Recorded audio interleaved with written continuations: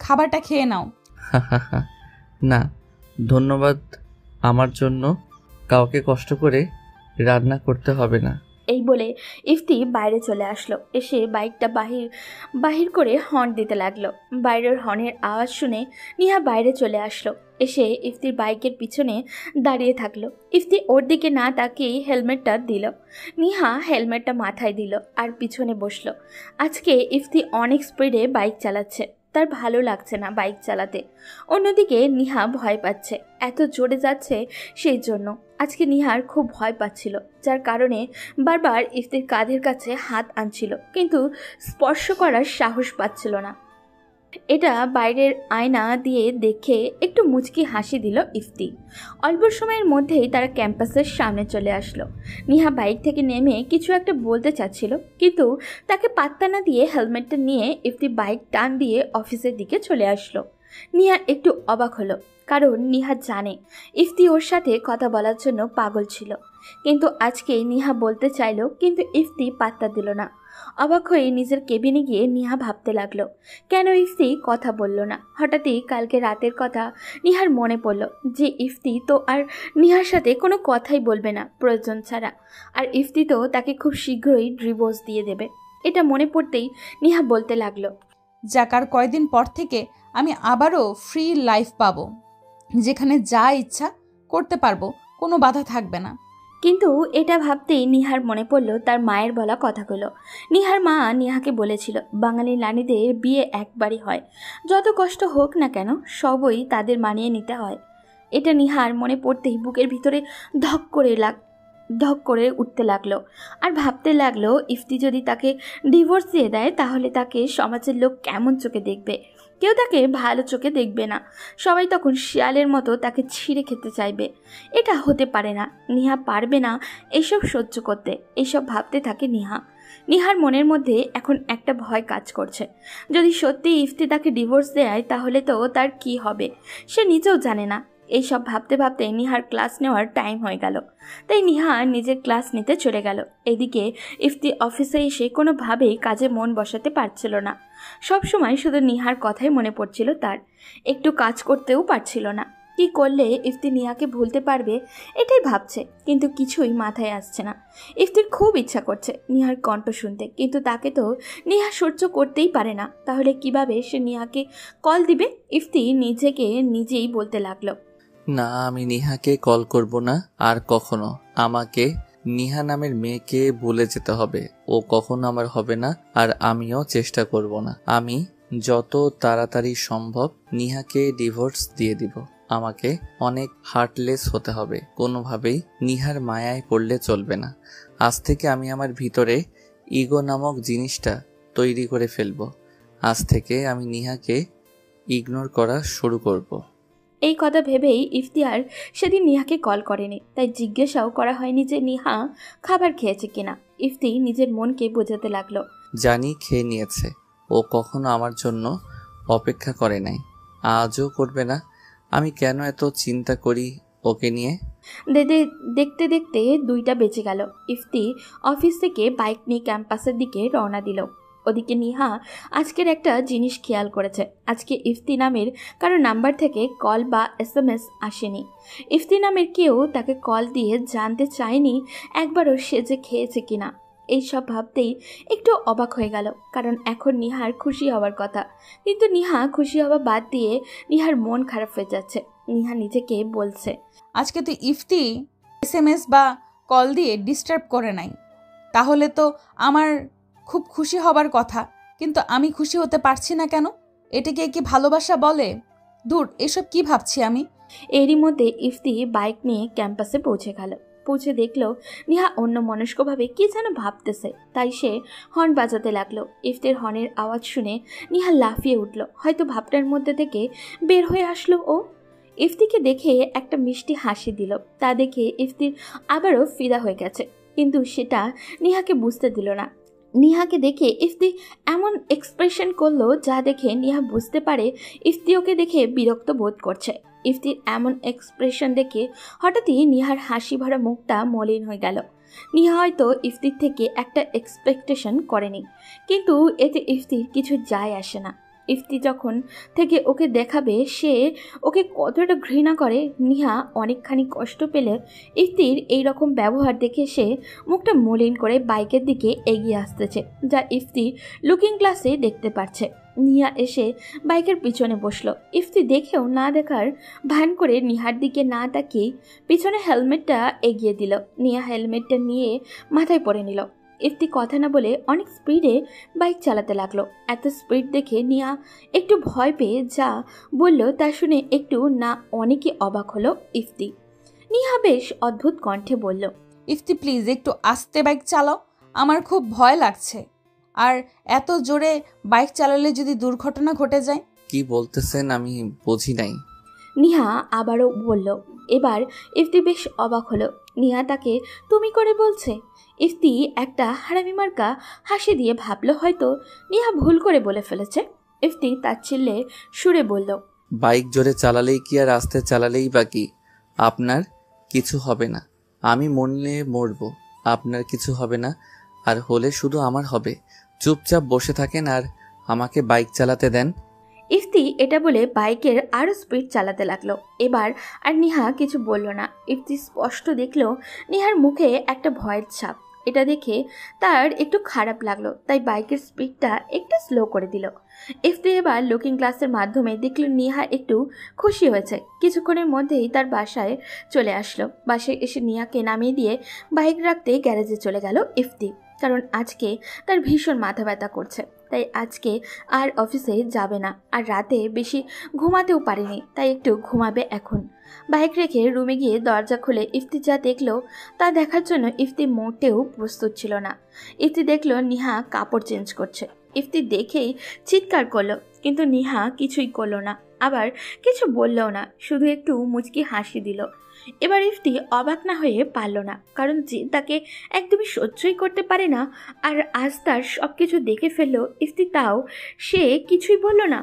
ইফতি নিজের কাছেই খারাপ লাগতে লাগলো, কারণ যে তার না তার কোনো কিছু দেখার বা স্পর্শ করার অধিকার ইফতির নেই। তাই এবার ইফতি একটু রেগে গিয়েই বলল, এই আপনি কি দরজা লক করে চেঞ্জ করতে পারেন না? দরজা লক করি নাই তো কি হয়েছে? তুমিও তো নক করো নাই, ডিরেক্ট রুমে ঢুকে পড়ছো, এতে আমার দোষ কিসের? তুমি করে বলাতে ইফতি অবাক হয়ে বলল, আই অ্যাম সো সরি, আমি ইচ্ছা করে কিছু দেখি নাই, ভুল করে রুমে ঢুকে পড়েছি, তাই সব দেখে ফেলেছি। এখানে সরি বলার কি আছে? তুমি তো দেখেছো, আর তো কারো দেখো নাই, তোমার তো অধিকার আছে দেখার। মানে কি? মানে কিছু না। দেখেন, আমার এগুলোর অধিকার নাই, কারণ আপনি আমাকে এইগুলোর অধিকার কখনো দেন না। এটা অন্যের হক। অন্যের হক মানে? হ্যাঁ, এটা অন্যের হক, কারণ আর কিছুদিনের মধ্যেই আমার আর আপনার কোনো সম্পর্ক থাকছে না। আপনাকে মুক্তি দিয়ে দিচ্ছি, আপনাকে আমি ডিভোর্স দিচ্ছি। ইফতির কথা শুনে নিহা আকাশ থেকে মাটিতে পড়ল, কারণ নিহা যা ভাবছে তাই হচ্ছে। এটা শুনে নিহা তোতলাতে তোতলাতে বলল, কি ডিভোর্স? হ্যাঁ, ডিভোর্স। আমি আর এই মিথ্যা সম্পর্কে থাকতে চাই না। আমি রাখতে চাই না কাগজ কলমের কোনো সম্পর্কে। ইফতি এটা বলেই রুম থেকে বাইরে চলে আসলো। এসে গেস্ট রুমে ঘুমিয়ে পড়ল। অন্যদিকে নিহার পায়ের নিচ থেকে মাটি সরে গেল। নিহা যেটা ভাবছিল সেটাই হচ্ছে। নিহা এবার কান্না করে দিল, ভাবতে লাগলো, আমার কি তাহলে সবার মতো হবে? না, কখনোই হবে না। আমার ইফতি আমাকে ভালোবাসে, ইফতি কোনোদিনও আমাকে ডিভোর্স দিবে না।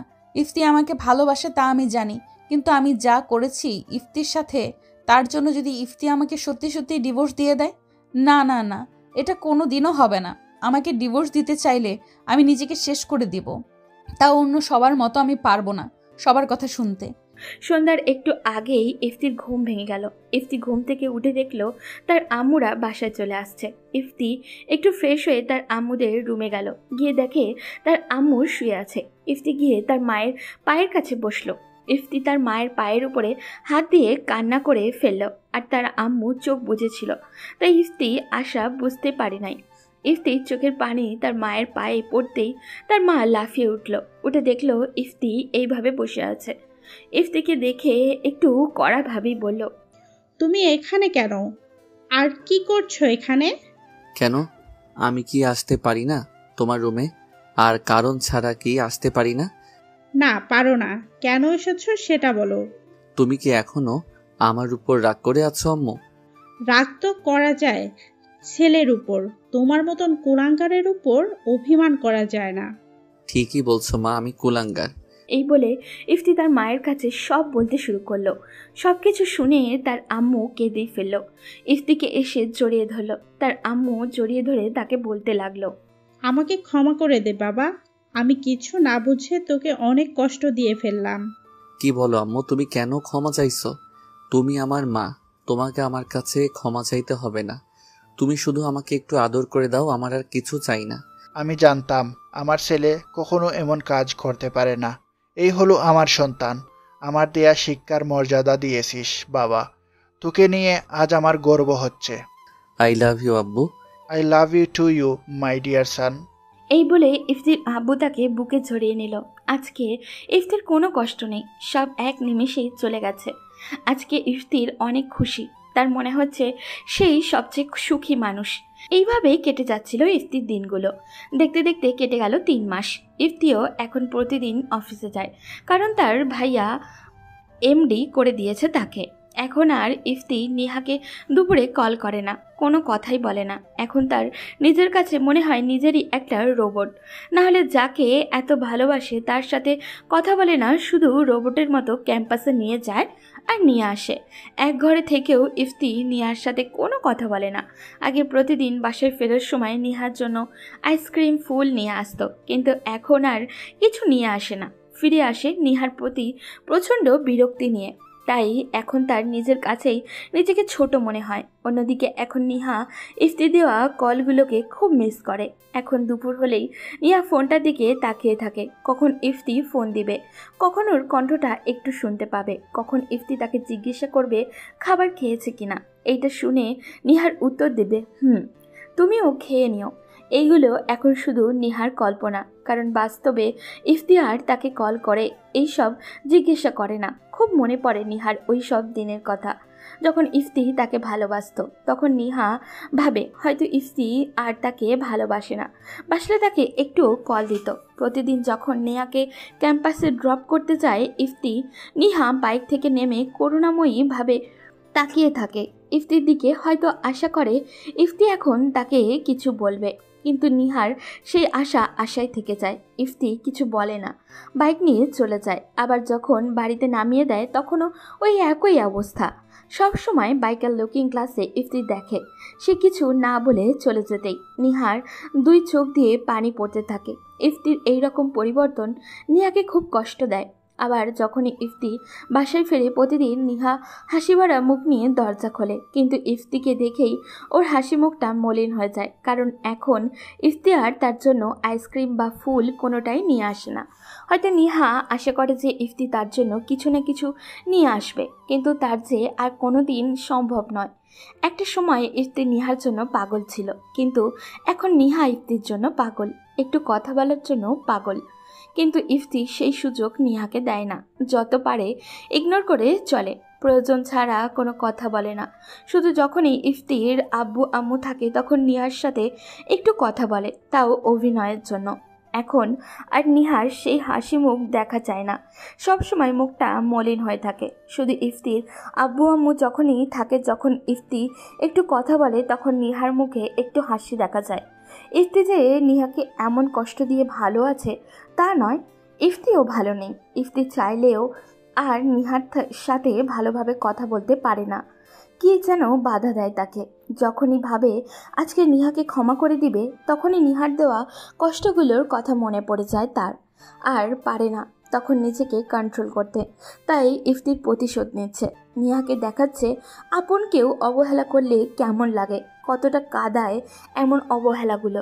এখন আমার প্রতিদিনের নিয়মিত রুটিন, সকালে উঠে ফ্রেশ হয়ে নিহাকে ক্যাম্পাসে ড্রপ করে দিয়ে অফিসে একটু কাজ করে নিহাকে আবার বাড়িতে দিয়ে যাই, আবার অফিস, তারপর বন্ধুদের সাথে একটু আড্ডা, রাতে খাবার খাওয়া আর পাবজি খেলা ও অফুরন্ত ঘুম। কিন্তু এখন প্রতিদিন একটা জিনিস লক্ষ্য করি, নিহা আমার সাথে কথা বলতে চায়, নানা বাহানায় রুমে এসে কথা বলতে চায়, কিন্তু আমি কথা বলি না। এখন আমার ঘুম ভাঙে প্রতিদিন নিহার ডাকে, প্রতিদিন দেখি নিহা আমার জন্য কফি হাতে নিয়ে আমাকে ঘুম থেকে ডাকে, কিন্তু আমি নিহার বানানো কফি কোনোদিন খাই না। এইভাবে যাচ্ছিল আমার আর নিহার দিন। একদিন সন্ধ্যার সময় হঠাৎ করে আব্বু আমাকে ডাকলো তার রুমে। আমি ফ্রেশ হয়ে এসে আব্বুর রুমে গেলাম। রুমে গিয়ে দেখি নিহা আগে থেকে আব্বুর সাথে কথা বলছে। রুমের দরজার কাছে গিয়ে বললাম, আসসালামু আলাইকুম, আসবো আব্বু? ওয়ালাইকুম আসসালাম। তোকে আমার রুমে আসতে অনুমতি নেওয়া লাগবে কেন? আয়। আব্বু হঠাৎ করে আমাকে ডাকলেন যে? তোকে কোনো কারণ ছাড়া ডাকতে পারি না আমি। না, ঠিক তা না, আপনি তো এতদিন আমাকে কোনো প্রয়োজনীয় কারণ ছাড়া ডাকতেন না, তাই বললাম। আজকেও কাজের জন্যই ডেকেছি। কাজটা হলো, তোমার আর কাল থেকে অফিসে যাওয়া লাগবে না। কাল থেকে তুমি ক্লাসে যাবে। সামনে তোমার ফাইনাল পরীক্ষা। এখন একটু পড়াশোনা করো ভালো করে। আমি চাই তুমি ভালোভাবে পাশ করো। ঠিক আছে আব্বু। আর শোনো, কালকে নিহা মামনিকে নিয়ে একটু শপিংয়ে যাবি। অনেক দিন হলো তোমরা বাইরে যাও না, কালকে যাবে, কেমন? ঠিক আছে আব্বু। এই বলে ইফতি তার আব্বুর রুম থেকে চলে আসলো। ইফতি জানে সবাই নিহার প্ল্যান। নিহা এটা করলে যাতে সব সময় ইফতিকে নিহা চোখে চোখে রাখতে পারে, কিন্তু নিহা এটা জানে না কাল থেকে ওর জন্য কতটা কষ্ট অপেক্ষা করছে। নিজের ফাঁদে নিজেই পড়বে ইফতি মনে মনে হাসলো আর বলল, এই ইফতিকে কষ্ট দেওয়া, তাই না? তোমাকে আমি এত কষ্ট দিব যে তুমি মুক্তি চাইবা, কষ্ট সহ্য করতে না পেরে। এইসব কথা মনে মনে বলতে বলতে ইফতি রুমে এসে পাঞ্জাবি খোলা শুরু করলো। এরই মধ্যে নিহা রুমে চলে আসলো। এসে ইফতির সামনে দাঁড়িয়ে বলল, একটু কথা ছিল তোমার সাথে। তোমার কি সময় হবে? আমার সবার জন্যই সময় আছে, কিন্তু আমার জন্য কারো সময় নাই। বলেন, কি বলবেন? আসলে বিছানায় আমার একা ঘুমাতে খুব ভয় করে। মনে মনে বললাম, জানি এটা একটা বাহানা মাত্র, আমার বুকে ঘুমাতে চাও, কিন্তু এটা এত সহজ না। এরপর তার দিকে তাকিয়ে ভাব দেখিয়ে বললাম, তো আমি কি করব? কি করবা জানি না, আমার ভয় করে। তুমি আজ রাত থেকে আমার সাথে ঘুমাবা। ঘুম আর আপনার সাথে, তাও আবার এক বিছানায়? নো ওয়ে, কোনোভাবেই সম্ভব না। আর আমার মনে হয় আপনার কোনো অসুখ হয়েছে, আপনি ডাক্তার দেখান। কেন, আমি কি বাঘ নাকি যে আমার সাথে ঘুমালে আমি তোমাকে খেয়ে ফেলবো? আর আমার অসুখ হয় নাই, আমি পুরোপুরি সুস্থ আছি। যা বলছি সুস্থ মস্তিষ্কে বলতেছি। বাঘের সাথে ঘুমালে তাও আশা থাকবে সে আমাকে মেরে ফেলবে না, আর মারলেও সম্মান রেখে মারবে। হয়তো ওর মনে একটু মায়া হবে আমার জন্য, কিন্তু আপনার কাছে আমি কোনো আশাই পাই না। জানি না আবার কি করে বসবেন, হয়তো এটাও আপনার প্রতিশোধের কোনো নতুন উপায় আমাকে ফাঁসানোর।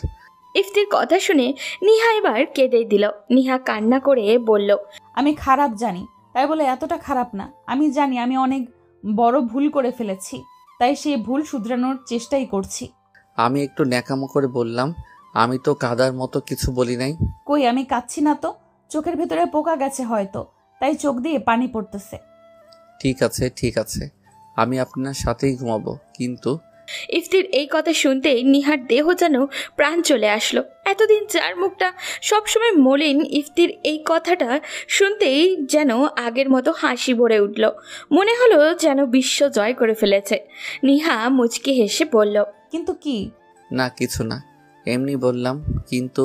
এর মধ্যেই নিচ থেকে ইফতি আর নিহাকে ডাক দিল ইফতির আম্মু খাবার খাওয়ার জন্য। ইফতি আর নিহা খেতে যাচ্ছে। ইফতি মনে মনে বলছে, যাক বাঁচা গেল, আর সোফায় শুতে হবে না। ইফতি আর নিহা খাবার খেতে গেল নিচে। ইফতি গিয়ে বসলো খেতে, আর নিহা আর ইফতির আম্মু সবার খাবার বেড়ে দিতে লাগলো। ইফতি খাবার খাওয়া শুরু করলো, কিন্তু আজকের খাবারটা অন্যরকম লাগছে তার কাছে। অন্যরকম স্বাদ ছিল আজকে, কিন্তু কিছু বলল না সে। ইফতি সবার মতো না আজে রাগ দেখিয়ে খাবার না খেয়ে সারা রাত কষ্ট করবে। খাবার খাওয়া শেষ করে সে বলতে শুরু করলো, আম্মু আজকে রান্না কে করছো? কেন, আজকের খাবার বুঝি খুব বেশি টেস্টি হয়েছে, তাই না? যাই হোক, আগে বলো কে রান্না করছে। আজকে রান্না করেছে আমার মেয়ে নেহা মামনি। খুব সুন্দর হয়েছে, তাই না? নামটা শুনেই একটু অবাক হলো ইফতি, কারণ আজকের রান্নাটা খুব সুন্দর হয়েছে, কিন্তু নিহাকে বুঝতে দেওয়া যাবে না যে ভালো হয়েছে। তাই একটু ভাব নিয়ে ইফতি বলল, ভালো না ছাই, এই তরকারি কেউ খায় কখনো? একদম বাজে হয়েছে, এর চাইতে আমি ভালো করে রান্না করতে পারি। ইফতির মুখে এই কথা শুনে নিহার মুখটা কালো হয়ে গেল।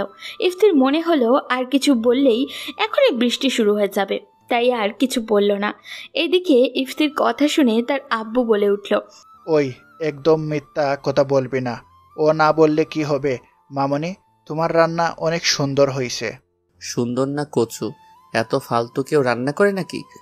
যদি এতই বাজে তাহলে তুই খাবার সম্পূর্ণ খাইলে কিভাবে? তো কি করব শুনি? সারা রাত না খেয়ে থাকবো নাকি? আমি এতটা পাগল না। তুই কি আমাকে পাগলা পেয়েছিস? তরকারি খারাপ হলে তুই খেলি কেন? তাহলে আমি হাড়ে হাড়ে চিনি। ও যাই বলুক না কেন, তোমার রান্না অনেক ভালো হয়েছে। ইফতি এবার ধরা খেয়ে গেছে, তাই আর কিছু বলল না, সরাসরি রুমে চলে আসলো।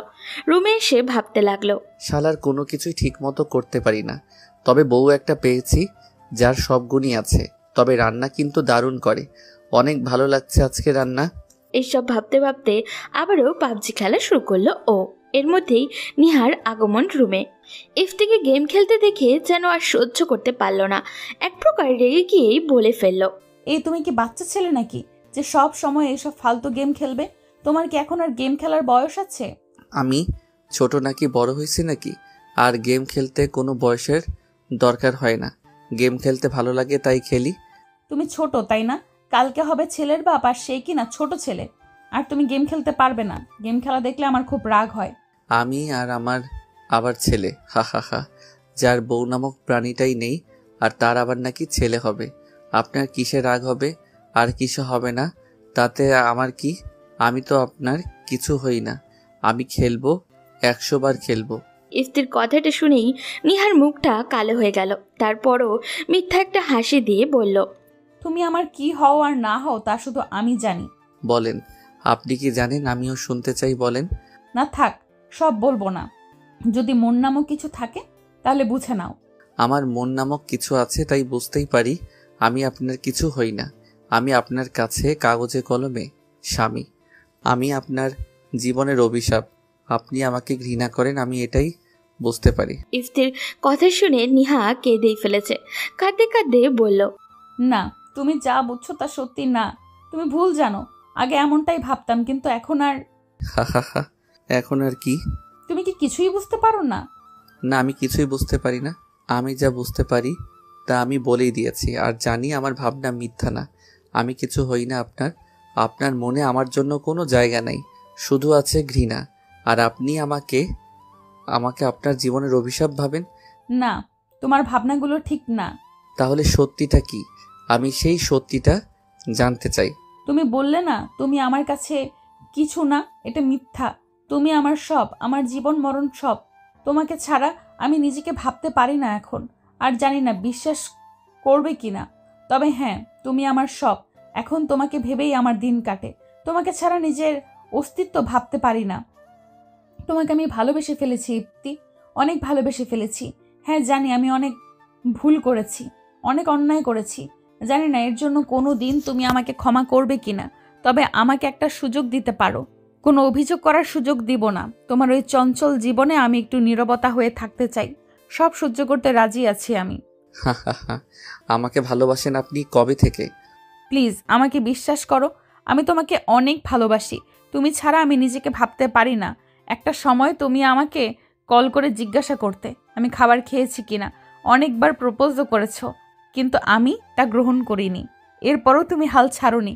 প্রতিদিন সন্ধ্যায় বাসায় আসার সময় আমার জন্য ফুল আর আইসক্রিম নিয়ে এসেছো। আমি কি করেছি? সেই আইসক্রিম কুকুরকে দিয়ে দিয়েছি তোমার সামনে। আবার তোমার দেওয়া ফুলগুলো আমার পায়ের নিচে পিষে দিয়েছি। কিন্তু জানো, এখন আমি ওইগুলো পাওয়ার জন্য সারা দিন আশায় থাকি। হয়তো আমার ইফতি আজকে আমার জন্য আবার ফুল আর আইসক্রিম নিয়ে আসবে। কিন্তু ইফতিকে যে আমি অনেক বেশি কষ্ট দিয়ে ফেলেছি, অনেক কাঁদিয়েছি, তাই হয়তো ইফতি আর কখনো আমাকে এতটা ভালোবাসবে না। কিন্তু ইফতি, আমি এখন তোমাকে অনেক ভালোবাসি। যখন তুমি কল দিতে খুব বোরিং লাগতো, আর যখন কল দেওয়া বন্ধ করে দিলে তখন সব সময় তোমার কলকে মিস করতাম। সারাক্ষণ ফোন হাতে নিয়ে বসে থাকতাম আর ভাবতাম এই বুঝি ইফতি আমাকে খেতে বলবে। তোমার এই অবহেলাগুলো মেনে নিতে পারছি না। ইফতি, আমাকে ক্ষমা করে দাও। আমাকে প্লিজ আপন করে নাও। তুমি যত পারো আমাকে মারো, ইচ্ছা মতো গালিগালাজ করো, আমি কিছুই বলবো না। তোমার সেই চঞ্চলতা কবে ফিরে আসবে ইফতি? কবে? অবহেলা আমি আপনাকে করছি না, কারণ আমি আপনাকে ভালোবাসতাম। আমি ভালোবাসার মর্যাদা বুঝি। তাই আজ পর্যন্ত আপনাকে অবহেলা করি নাই, আর করব না। শুধু শুধু মিথ্যা দোষ আমাকে দিবেন না। আমার সাথে কথা বলো না, সব সময় আমাকে অ্যাভয়েড করে চলছো। আমার রান্না করা খাবার খেতে চাও না, এগুলো কি অবহেলা না ইফতি? যদি এইগুলা অবহেলা হয়ে থাকে তাহলে ভাবেন আপনি যেগুলো আমার সাথে করেছেন সেগুলো কি। আপনি আমাকে কত থাপ্পড় দিয়েছেন মনে আছে আপনার? কত অপমান করেছেন আমাকে। আমার নিয়ে আসা খাবার আপনি কুকুরকে দিয়ে দিয়েছেন, তাহলে আমি কতটা খারাপ ছিলাম যে আমার দেওয়া কোনো খাবার আপনি খেতে পারবেন না। আর আমাকে এত পরিমাণ ঘৃণা করতেন যে আমার দেওয়া ফুল পায়ের নিচে ফেলে পিষতেন। সেই খারাপ ছেলের মধ্যে আজকে কি দেখলেন যে তাকে এত ভালোবাসতেছেন? বলেন, আমাকে বলেন। নিহা চুপ করে শুধু কান্নাই করতেছে, কিছু বলছে না। ইফতি চিৎকার করে বলল, কি হলো, চুপ কেন? বলেন, কি দেখলেন যে এত ভালোবেসে ফেললেন? আজকে ভালোবাসি বলবেন, কালকে ক্যাম্পাসে গিয়ে সবার সামনে আমাকে অপমান করবেন, পরশু আবার বলবেন ভালোবাসেন, তারপর আবার ছুঁড়ে ফেলবেন। আমাকে কি কোনো ফুটবল মনে হয় আপনার, যে আপনি যেভাবে পারেন আমাকে নিয়ে খেলবেন?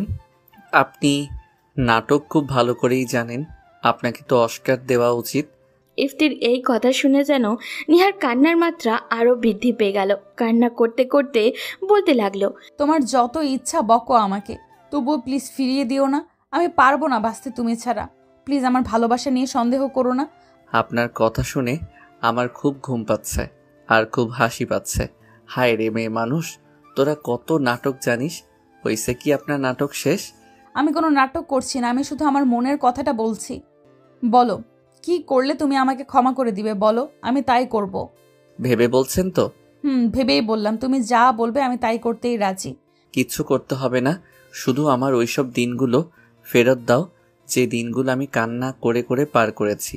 তোমার ভালোবাসা পাওয়ার জন্য ব্যাকুল হয়ে গিয়েছিলাম, যে রাতগুলো আমি না খেয়ে কাটিয়েছি সেই সব রাতগুলো ফিরিয়ে দাও। যে রাতগুলোতে তোমার করা অপমানের জন্য সারা রাত ঘুমাতে পারি নাই, দাও, ফিরিয়ে দাও। এগুলো সম্ভব না, কিন্তু ইফতি, এর চাইতে ভালো দিনগুলো আমি তোমাকে দিতে পারি। পরের দিনগুলোতে এত ভালোবাসা দিব যে তুমি সব ভুলে যাবে। প্লিজ ইফতি, আমাকে একটা সুযোগ দাও। এই দেখো সেই আংটিটা, যেটা দিয়ে তুমি আমাকে প্রপোজ করেছিলে, দেখো আমি এটা রেখে দিয়েছি। প্লিজ এটা আমাকে পরিয়ে দিয়ে আবার আপন করে নাও। আপনার মনে আছে একটা কথা, যে আজকের পর আর কোনো দিন আমাকে পাবেন না? সত্যি কথা, আমাকে আর আপনি কখনো পাবেন না। দেখেন, আমি আপনাকে বলছিলাম আপনি একদিন আমার জন্য কান্না করবেন, আমাকে এত ভালোবাসবেন যে আমাকে পাওয়ার জন্য ব্যাকুল হয়ে পড়বেন, কিন্তু সেদিন আমাকে পাবেন না। আজকে সেই দিন, সত্যি আপনি আমাকে পাবেন না কোনো দিন আর এখন ভালোবাসি না আপনাকে। এই বলে ইফতি আংটিটা কেড়ে নিল নিহার হাত থেকে। ইফতি যে নিহার থেকে আংটিটা কেড়ে নিবে এটা কখনো নিহা ভাবেনি। নিহা এখন বুঝতেছে কষ্ট কাকে বলে, ভালোবাসার মানুষটা অবহেলা করলে কেমনটা লাগে। ইফতি আংটিটা কেড়ে নিতেই নিহা কান্না করতে শুরু করলো। ইফতি আংটিটা নিয়ে মেঝের উপরে ফেলে দিল, কোথাও যেন হারিয়ে গেল সেটা। ইফতি আংটিটা ফেলে দিয়ে নিহার দিকে ঘুরতেই নিহা দৌড়ে এসে ইফতিকে জড়িয়ে ধরলো। ইফতির বুকের মাঝে নিহা মাথা চেপে ধরলো আর ইফতিকে অনেক জোরে চেপে ধরলো, এমনভাবে ধরলো যেন ছাড়লেই ইফতি পালিয়ে যাবে। যদিও ইফতি তাই চাইছিল, তবু নিজেকে সামলিয়ে বলল, কি হচ্ছে এসব? কিচ্ছু হচ্ছে না। প্লিজ ইফতি, আমাকে তাড়িয়ে দিও না তোমার এই বুক থেকে। আমি পারবো না বাঁচতে তোমাকে ছাড়া। তুমি অনেক কঠোর হয়ে গেছো। তুমি কি দেখতে পাচ্ছ না তোমার নিহার কত কষ্ট হচ্ছে? তোমার ভালোবাসার মানুষটা আর নিতে পারছে না। তুমি কি বুঝতে পারছো না তোমাকে ছাড়া বাঁচা আমার পক্ষে সম্ভব না? I can't a life without you. You are my life, you are my oxygen. Love you so much. Please Ifti, আমাকে বাঁচতে দাও তোমার বুকে। হা হা হা, আপনার মুখে এসব কথা মানায় না। আপনি কোনোদিন কাউকে ভালোবাসতে পারেন না, আর আমি এখন আর আপনাকে ভালোবাসি না। একটা সময় ছিল অনেক ভালোবাসতাম, কিন্তু এখন আর সেই দিন নেই। আর কোনো দিন আমি আপনাকে ভালোবাসবো না, কারণ আপনি আমার মনটাকে ভেঙে দিয়েছেন। এখন আর আমার মাঝে ভালোবাসা বলে কোনো জিনিস নেই, তাই আমার পক্ষে আর সম্ভব না কাউকে ভালোবাসা। আর আপনাকে তো কখনোই না। I don't love you because I hate you so much. আমি জানি তুমি আমাকে ভালোবাসো, অনেক ভালোবাসো। শুধুমাত্র আমার উপর রেগে থাকার কারণে তুমি এমন বলতেছো। আমি আপনার উপর রেগে নেই, কারণ আমার সেই অধিকার নেই। সেই অধিকার আপনি অনেক আগেই কেড়ে নিয়েছেন। দেখো, আমি জানি আমি অনেক ভুল করেছি। আমি জানি তুমি সহজে আমাকে ক্ষমা করতে পারবে না, কিন্তু আমি জানি তুমি আমাকে অনেক ভালোবাসো ইফতি। আমি তোমার মতো না। আমি তোমাকে অনেক কষ্ট দিয়েছি, সেই কষ্ট তুমি সহ্য করেছো। যদিও তোমার অনেক কষ্ট হয়েছে, কিন্তু বিশ্বাস করো আমি না তোমার মতো না। তোমার মতো আমার এত শক্তি নেই। আমি পারবো না এত কষ্ট সহ্য করতে। আমি সত্যিই মরে যাব তুমি ছাড়া। ইফতি, আমাকে ক্ষমা করে দাও। দেখুন, একটু বোঝার চেষ্টা করেন। আমার পক্ষে সম্ভব না আর আপনাকে ভালোবাসা। আমি এখন আপনাকে ঘৃণা করি, আর সামনের মাসেই আমাদের ডিভোর্স। তাই এইসব নাটক বাদ দেন। যে কয়দিন এই বাড়িতে আছেন ভালোভাবে থেকে যান। এই কথা শুনে যেন নিহার পায়ের নিচ থেকে মাটি সরে গেল। নিহা শুধু ইফতির দিকে করুণ দৃষ্টিতে তাকিয়ে রইল আর কান্না করতে লাগলো। কান্না করতে করতে নিহা বলতে লাগলো, তুমি সত্যিই আমাকে ডিভোর্স দিবা? তো আপনাকে মিথ্যা আমি কেন বলবো? আমি আপনাকে ডিভোর্স দিব? ঠিক আছে, আমার আর কোনো কথা থাকলো না। আমি কি এত বড় অপরাধ করছি যে আমাকে ক্ষমা করে দেওয়া যায় না? এত ঘৃণা করো আমাকে যে আমার মুখটাও আর দেখতে চাও না? ঠিক আছে, আমি চলে যাব তোমাকে ছেড়ে, অনেক দূরে চলে যাব। তবুও দয়া করে আমাকে ডিভোর্স দিবে এটা বলো না। আমি মরে যেতে রাজি, তবুও তোমার দেওয়া ডিভোর্স পেপারে আমি সাইন করতে পারবো না, কারণ আমি ইফতির বউ পরিচয় মরতে চাই। এই বলে নিহা কথা বলা বন্ধ করে দিল ইফতিকে। ইফতিকে যেহেতু নিহা জড়িয়ে ধরেছিল, শুধু ওই ধরেছিল, তাই হঠাৎই মেঝেতে পড়ে গেল ইফতি। কিছু বুঝে ওঠার আগেই নিহা মেঝেতে পড়ে গেল অজ্ঞান হয়ে। এক প্রকার ভয় পেয়ে ইফতি নিহা বলে চিৎকার করলো। ইফতির চিৎকার শুনে পাশের রুম থেকে তার আব্বু, আম্মু, আপু, ভাইয়া, ভাবি সবাই চলে এসে দেখে নিহা মাটিতে পড়ে গেছে। ইফতি নিহা মাটিতে পড়ে থাকা দেখে মাথা কাজ করা বন্ধ করে দিয়েছে। সে ভাবতেই পারে না এমন কিছু হয়ে যাবে। তার মাথার মধ্যে শুধু একটা কথাই ঘুরপাক খাচ্ছে, আর তা হলো নিহার কিছু হলে সে নিজেকে কখনো ক্ষমা করতে পারবে না। ইফতি এইসব ভাবছে, আর তার আপু আর ভাবি নিহাকে নিচ থেকে বেডে উঠাচ্ছে। আর ইফতির আম্মু ইফতিকে জিজ্ঞাসা করছে কি হয়েছে, কিন্তু ইফতির মুখ দিয়ে কোনো কথা বের হচ্ছে না, শুধু নিহার দিকে তাকিয়ে আছে। সে এক নাগাড়ে। তাকে এমন দেখে ইফতির আম্মুরা সবাই বুঝিয়ে নিল তার সাথে কিছু হয়েছে। এদিকে ইফতির আব্বু ডাক্তারকে কল করেছে, আর রিয়া পাশে থাকা গ্লাসে পানি নিয়ে নিহার মুখে ছিটিয়ে দিল। দুইবার দিতেই নিহার চোখ খুলল। এটা দেখে একটু শান্ত হলো ইফতি, কিন্তু পরেক্ষণেই তাকাতেই দেখে নিহা ওই অবস্থাতেও কান্না করা শুরু করেছে। চোখ থেকে এক নাগাড়ে পানি পড়ছে। এটা দেখে অনেক কষ্ট হচ্ছিল তার। নিহাকে এমন কান্না করতে দেখে ইফতির ভাবি আর রিয়া জিজ্ঞাসা করতে লাগলেও কি হয়েছে তার, কিন্তু নিহা কিছু বলছে না, শুধু নীরবে কান্না করেই যাচ্ছে। ইফতির আব্বু ফোন করার 10 মিনিট মধ্যেই ডাক্তার সাহেব চলে আসলো। এসেই নিহার পাশে বসে চেক করে কিছু ওষুধ দিয়ে গেলে আর বলে গেল নিহার নাকি শরীরটা খুব দুর্বল। আরও বলল নিহা নাকি ঠিকমতো খাবার খায় না, ঘুমায় না, ঠিকমতো খাবার খেতে বলে গেল। ইফতি নিহার দিকে তাকাতেই দেখলো নিহা এখনও তার দিকে করুণ দৃষ্টি করে তাকিয়ে আছে, আর ওর চোখ দুটে রক্তের মতো লাল হয়ে গেছে। ওর চোখ মনে হচ্ছে ইফতিকে বলছে ক্ষমা করে দাও ইফতি, আমাকে ক্ষমা করে দাও। আমি না হয় না বুঝেই তোমাকে কষ্ট দিয়েছি, তুমি বুঝে কেন দিচ্ছ? ইফতি আর তাকিয়ে থাকতে পারল না ওর দিকে, তাই গিয়ে সোফাতে বসে পড়ল। ইফতি বসতেই তার আম্মু কাছে এসে বলল, কি হয়েছে ওর? তুই কি ওকে কিছু বলেছিস? তোদের মধ্যে আজ কয়দিন কি চলছে তাই বল। ইফতি কিছু বলতে যাবে এমন সময় নিহা বলে উঠল, আম্মু, ও আমাকে কিছু বলেনি, হঠাৎ করে মাথাটা ঘুরলো, তারপর আর জানি না। ওই সময় তো ও ওয়াশরুমে ছিল। ইফতির আম্মু আর কিছু বলল না। আম্মু এক প্রকার রাগ করেই চলে গেল, কারণ ইফতির আম্মু জানে কিছু না কিছু তো সে বলেছে নিহাকে, নইলে নিহার এমন হবে না। ইফতি একটু অবাকই হলো। তাকে বিপদে থেকে বাঁচানোর জন্য নিহা মিথ্যে বলল। সত্যিটা বললে হয়তো ইফতিকে আজকে খবর করে দিত। রিয়া আর ইফতির ভাবি অনেকক্ষণ ধরেই নিহাকে ওষুধ খাওয়ানোর চেষ্টা করছে, কিন্তু কোনোভাবেই পারছে না। শুধু নিহা একটা কথাই বলছে, সে নাকি ওষুধ খাবে না। ইফতির ভাবি রাগ করে বলল, ভাই আমার, তোমার বউকে তুমি ওষুধ খাও, আমি আর পারলাম না। এই বলে ইফতির ভাবি চলে গেল, আর রিয়াও যেতে বলল।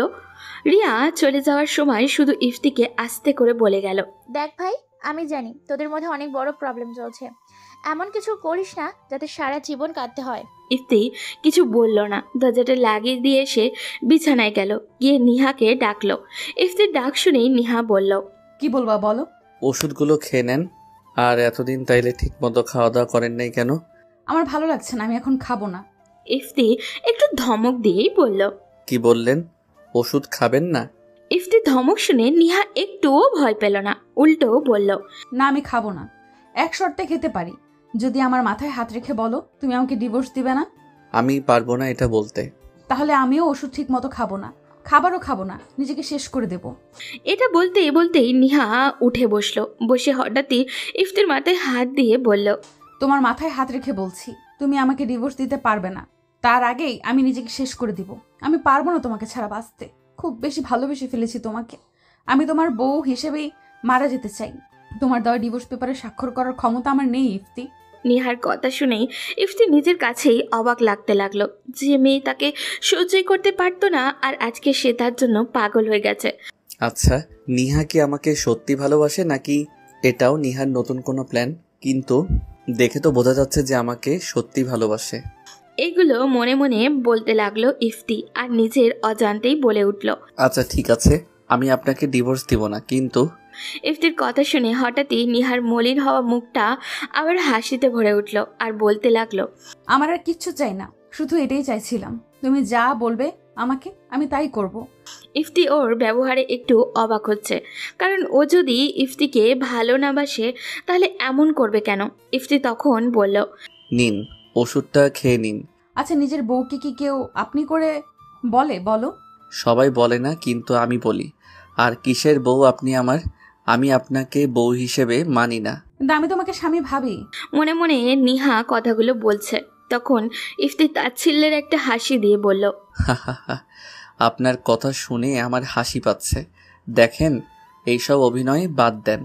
আমার আপনার এই নাটক ভালো লাগছে না। আমার এইসব কিছু কি তোমার সত্যি নাটক আর অভিনয় মনে হচ্ছে? সব নাটকের অভিনয় মনে হচ্ছে। আচ্ছা, আমি কি এতই ভুল করেছি যে আমাকে কখনো ক্ষমা করা যায় না? দেখো, মানুষ কত বড় বড় অপরাধ করে, আদালতে তাদের ফাঁসির রায় হয়ে যায়। তারা যদি রাষ্ট্রপতির কাছে ক্ষমা চায়, বেশিরভাগ মানুষই আরেকটা সুযোগ পায় ভালো হবার।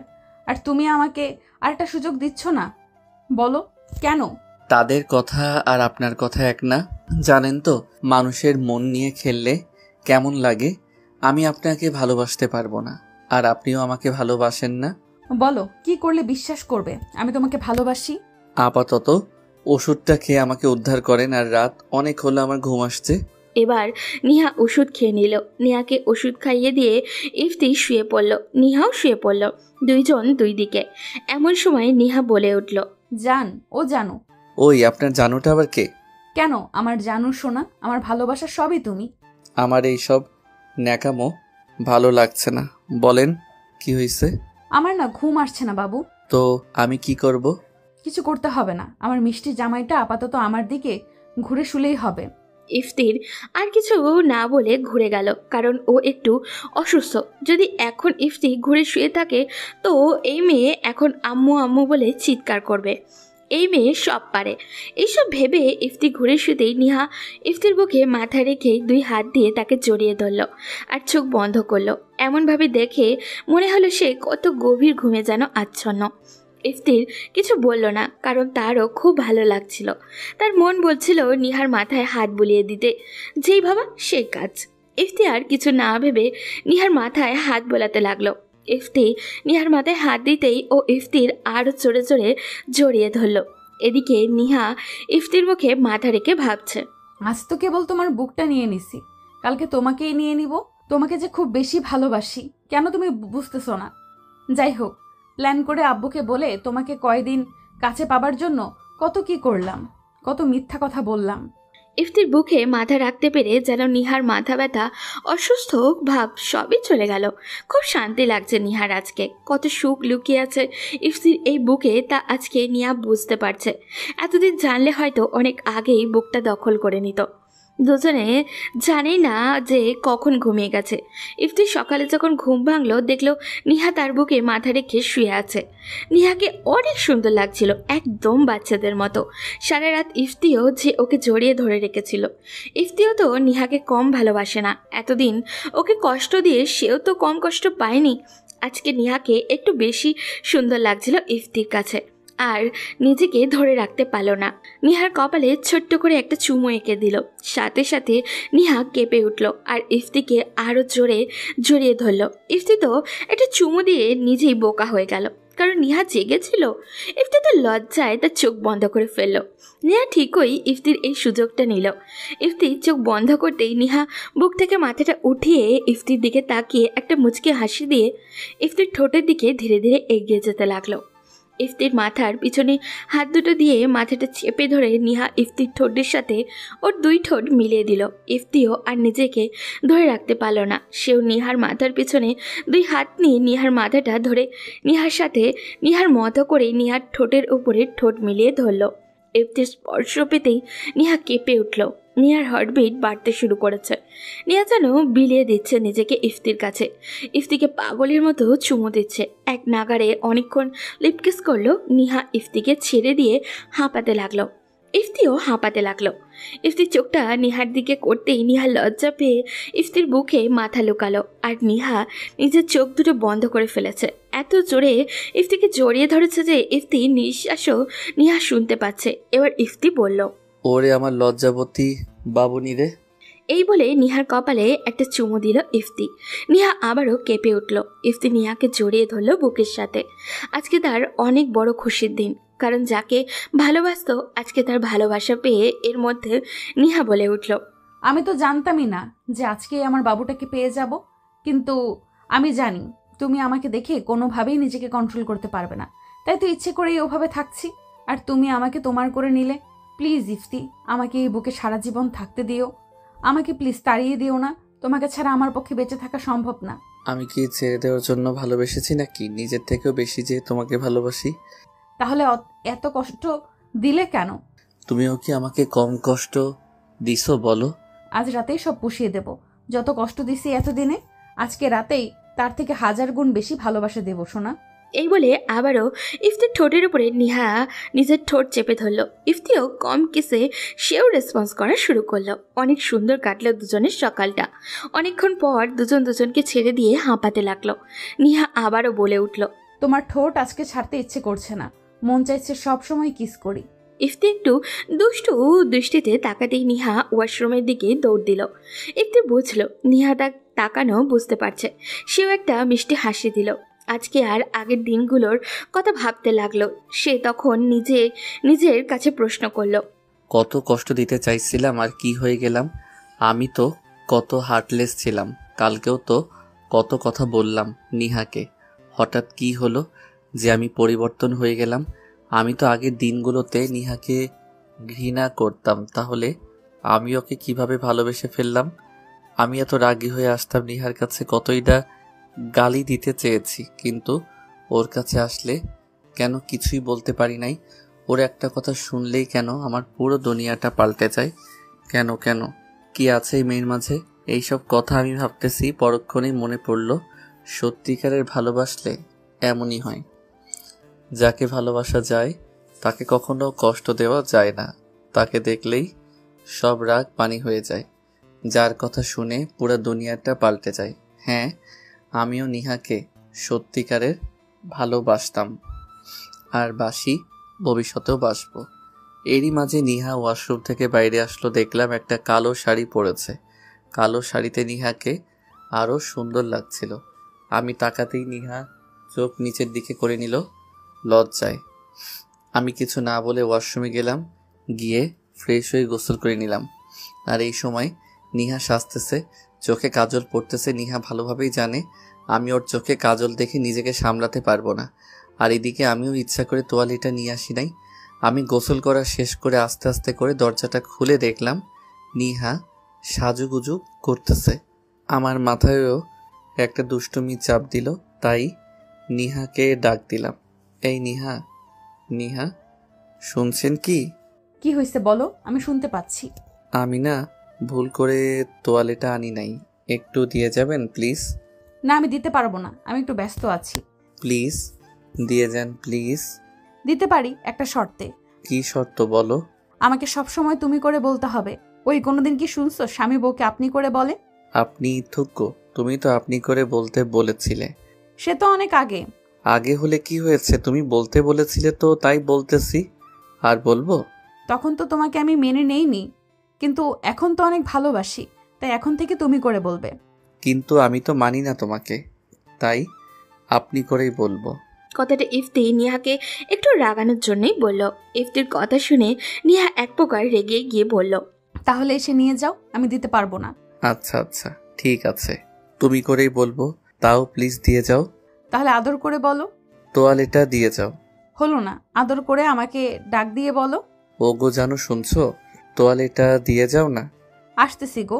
এই বলে নেহা তোয়ালেটা ইফতিকে দিতে আসলো।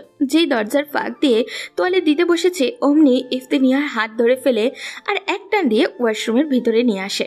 নিহা যেই ভিতরে আসছে, অমনি ইফতি অন্য হাত দিয়ে দরজা লাগিয়ে দিয়েছে। তারপর নিহাকে দেওয়ালের সাথে নিয়ে গিয়ে চেপে ধরলো। নিহার দুই হাতের উপরে ইফতি দুই হাত দিয়ে চাপ দিয়ে ধরলো। এবার নিহার দিকে তাকাতেই ইফতি আবারও ক্রাশ খেলো, আর কিছু না বলে নিহার ঠোঁটের সাথে ইফতির দুই ঠোঁট মিশিয়ে দিল। নিহা একটু নড়াচড়া করছে না, শুধু হার্টবিট বৃদ্ধি পাচ্ছে তার। এটা ইফতি বুঝতে পারছে। ইফতি এবার নিহার ঠোঁট ফেলে নিহার ঘাড়ের চারপাশে কিস করতে লাগলো। এতে নিহা আরও পাগল হয়ে গেল। ইফতি সুযোগ বুঝে নিহাকে ছেড়ে দিল আর ধাক্কা দিল। ইফতি তাকিয়ে দেখল নিহা হাঁপাচ্ছে আর ওর হার্টবিট অনেক বৃদ্ধি পাচ্ছে। নিহা ইফতির দিকে এগিয়ে আসছে কিস করার জন্য, কিন্তু ও একটু খাটো হওয়ার জন্য নাগাল পাচ্ছে না, যার কারণে কিসও করতে পারছে না। ও অনেক চেষ্টা করতেছে, কিন্তু ইফতি নাগাল পাচ্ছে না।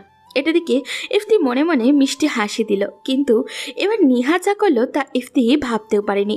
নিহা ইফতির দুই পায়ের উপরে ওর দুই পা রেখে তার ঠোঁটের সাথে ইফতির দুই ঠোঁট লাগিয়ে দিল আর ইচ্ছা মতো কিস করতে লাগলো। ইফতি এবার নিহাকে কোলে তুলে নিল, কোলে তুলে নিয়ে গিয়ে বেড়ে ফেলে দিল আর ইফতির ওপরে শুয়ে পড়ল আর নিহাকে আদর করতে লাগলো। ইফতি নিহার কানে কানে বলল, সবাই তো রাতে বাসর করে, আমি না হয় দিনেই করি। ব্যাপারটা ইন্টারেস্টিং, তবে নীরবতা প্রয়োজন। তুমি তো আমার চঞ্চল জীবনের একটু নীরবতা। আর কি প্রয়োজন আমার? দুইজন হারিয়ে গেল ভালোবাসার অজানা সমুদ্রে। কেউ যদি বলে ভালোবাসা কি, তপ্ত মরুর বালুর শিখা। ভালোবাসা কি নদী স্রোত ভাসমান কোনো নৌকা। ভালোবাসা কি ভেসে আসা কোনো সুখের ভেলা। ভালোবাসা কি দুঃখের মাঝে হাসি মিশ্রিত কান্না। ভালোবাসা কি কোনো এক অজানা ঠিকানা। ভালোবাসা কি, ভালোবাসা কাকে বলে? তাহলে আমার মতো নগণ্য লেখকের উত্তর থাকবে, ভালোবাসা মানে আবেগের পাগলামি। ভালোবাসা মানে কিছুটা দুষ্টামি। ভালোবাসা মানে শুধু কল্পনাতে ডুবে থাকা। ভালোবাসা মানে অন্যের মাঝে নিজের ছায়া দেখা। ভালোবাসা যা কেবল অনুভব করা যায়। ভালোবাসা শব্দটা ছোট, কিন্তু এর গভীরতা মাপা যায় না কোনো ক্যালকুলেটরে, কোনো শব্দে, কোনো পরিমাপে। ভালোবাসা হলো সেই অনুভব যা তুমি কাউকে ছুঁয়ে না থেকেও তার নিঃশ্বাসে খুঁজে পাও, তার হাসিতে নিজের আনন্দ খুঁজে পাও, তার কষ্টে নিজের বুক ভার হয়ে ওঠে। ভালোবাসা মানে একসাথে হাজারটা কথা না বলা, কিন্তু চোখের দৃষ্টিতে সব কিছু বলে দেওয়া। ভালোবাসা মানে কেউ একজন তোমার অগোচরে তোমার জন্য প্রার্থনা করছে। তুমি হয়তো জানো না, কিন্তু কেউ একজন তোমার ভালো থাকাটার জন্য রাত জেগে বসে থাকে, তোমার মেসেজের অপেক্ষায় থাকে। শুধু একবার তুমি বলবে ভালো আছি, তাহলেই সে বাঁচে। ভালোবাসা মানে শুধু হাত ধরা নয়, বরং এমন একজনের সঙ্গে থাকা যে তোমার হাত ছেড়ে দিলেও তোমার হৃদয়টা কখনো ছাড়বে না। ভালোবাসা মানে সেই আস্থা যেখানে তুমি চোখ বন্ধ করেও বিশ্বাস করতে পারো সে তোমাকে ঠকাবে না, কষ্ট দেবে না, কখনো ভুল বুঝবে না। ভালোবাসা মানে একসাথে বসে ঘন্টার পর ঘন্টা চুপ করে থাকা আর সেই নীরবতায় অন্য একজনকে বুঝে ফেলা। ভালোবাসা মানে যখন তোমার পৃথিবী এলোমেলো হয়ে যায়, তখন কেউ একজন শুধু একটা বাক্যে তোমাকে আবার আগের মতো করে তোলে, আমি আছি, চিন্তা করো না। ভালোবাসা মানে প্রতিদিনকার ছোট ছোট লড়াই, ভুল বুঝাবুঝি, রাগ, অভিমান, আর শেষে মিষ্টি করে বলা তোমায় ছাড়া আমার চলে না। ভালোবাসা মানে এমন এক আশ্রয় যেখানে তুমি নিজের সব দুর্বলতা দেখাতে পারো, নিজের সমস্ত ভাঙচুর নিয়ে নিশ্চিন্তে কাঁদতে পারো, কারণ তুমি জানো এই মানুষটা তোমাকে ঠিক আগের মতোই ভালোবাসবে। ভালোবাসা কখনো জোর করে হয় না, এটা নিজে থেকে জন্ম নেয়, একটুকু হাসিতে, একটুকু খেয়ালে, একটুকু অনুভবে। কেউ একজন যখন তোমার পছন্দ অপছন্দ মুখস্থ করে ফেলে, যখন তোমার মনের কথা না বলেও বুঝে ফেলে, তখনই তুমি অনুভব করো তুমি ভালোবাসা পেয়েছো। ভালোবাসা মানে সেই চিঠি যেটা হয়তো কোনোদিন লেখা হয়নি, তবু হৃদয়ে গেঁথে আছে। ভালোবাসা মানে প্রতিদিন ঘুমের আগে তার মুখটা মনে পড়া, সকাল হলে তার খবর নেওয়ার ইচ্ছে জাগা। ভালোবাসা মানে যখন তোমার কণ্ঠস্বর শুনেই কেউ বুঝে ফেলে তুমি ভালো নেই। ভালোবাসা মানে আত্মত্যাগ, মানে নিজের সুখের চেয়ে তার সুখকে বড় করে দেখা, মানে নিজের ইগোকে পেছনে রেখে বলার সাহস, তুমি চাইলে আমি সব ছেড়ে দিতে পারি।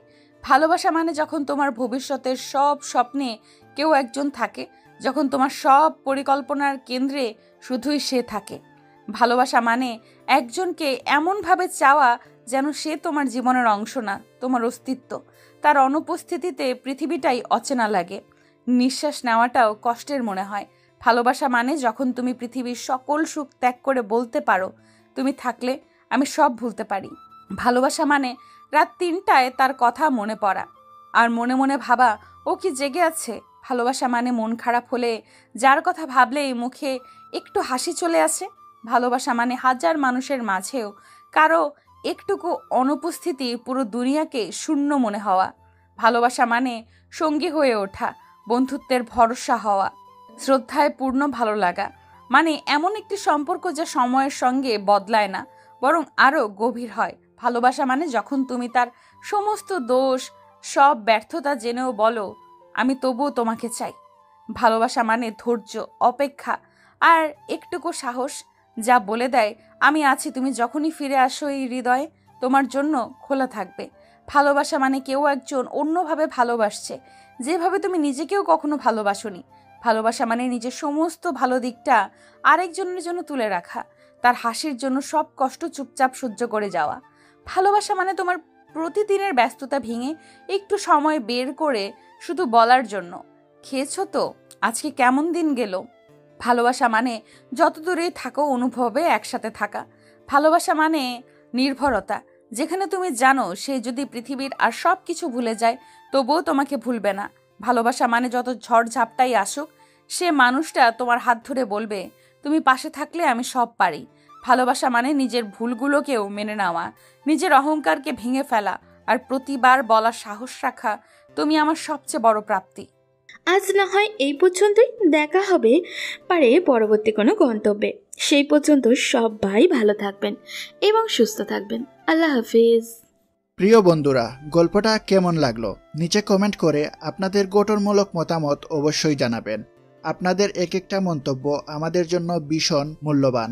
আর হ্যাঁ, ভালোবাসা নিয়ে একটি ছোট্ট কিন্তু হৃদয় ছোঁয়া কথা অবশ্যই লিখে যাবেন, কারণ আপনাদের ভালোবাসাই আমাদের এগিয়ে চলার প্রেরণা। কারণ আপনাদের জন্যই আমরা নিয়ে আসছি একের পর এক নতুন নতুন গল্প।